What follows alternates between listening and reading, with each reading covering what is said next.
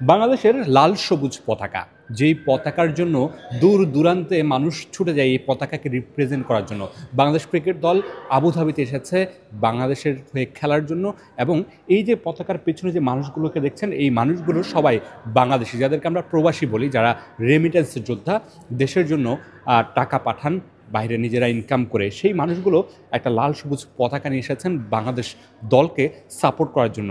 তাদের এই মহৎ উদ্যোগের পেছনে আসলে উদ্দেশ্যটা কি, তারা কেন এভাবে পতাকা নিয়ে এসেছেন, সেটা একটু জানতে চাইবো। আসলে এই পতাকা নিয়ে আসার পেছনে আপনাদের উদ্দেশ্য কি? আপনারা তো এখানে কাজ করেন, আপনারা কি আসলে ম্যাচটা দেখতে পারবেন কিনা?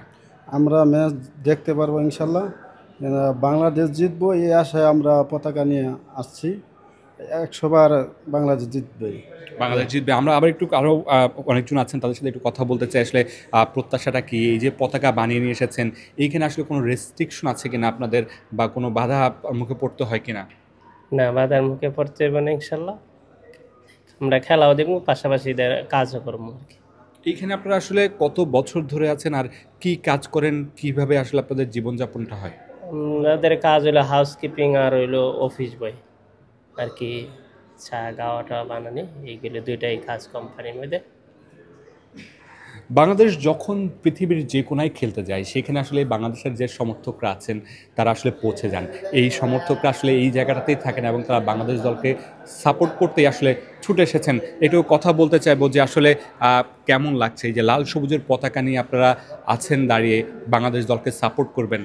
খুবই ভালো লাগছে, খুবই ভালো লাগছে। যা অনেক ভালোবাসা প্রকাশ করে বাংলাদেশ টিমের জন্য সবসময় এইগুলো দেখার জন্য খুব উপভোগ করে থাকি। বাংলা যত পৃথিবীর যে প্রান্তে থাকি না কেন, বাংলাদেশে সবসময় সাপোর্ট করবো, সবসময় বাংলাদেশের পতাকা নিয়ে গ্রাউন্ডে ছাড়বো। একটু আপনার কাছে শুনতে চাই। আমরা দেশে ভালোবাসি এবং বাংলাদেশ জিতবে ইনশাল্লাহ, এই আশাবাদী আমরা। আমরা কর্মস্থলের ফাঁকে ফাঁকে আমরা এই খেলাধুলা দেখি, তাছাড়া এই বিনোদনে আমরাও অংশগ্রহণ করি।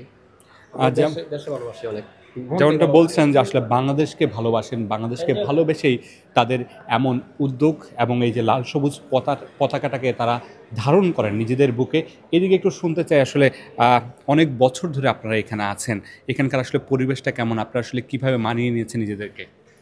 মানিয়ে নিয়েছি, এখন কষ্ট করি এই জন্য যে ফ্যামিলি বাঁচাইতে হবে, পাশাপাশি দেশের জন্য মায়া হয়, এই জন্য দেশের পতাকা ভালোবাসি, প্লেয়ারকেও ভালোবাসি।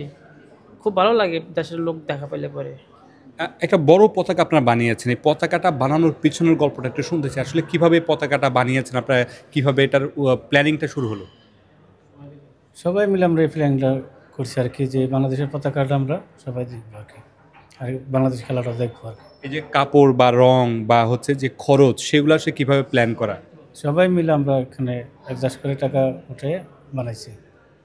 জি, যেমনটা আসলে শুনছিলেন যে বাংলাদেশকে ভালোবেসে বাংলাদেশের ক্রিকেট দলকে সাপোর্ট করার জন্য বড় একটা পতাকা নিয়ে এসেছেন এখানকার যারা প্রবাসী আছেন, যারা এখানে কাজ করেন, তারা বাংলাদেশকে হৃদয়ে ধারণ করেন এবং বাংলাদেশ দল জিতবে সেই প্রত্যাশা নিয়ে তারা আজকে এসেছেন। নিজেদের কাজের পাশাপাশি বাংলাদেশ দলকেও তারা সাপোর্ট করতে চান। Mamunur Rashid, star news, Abu Dhabi.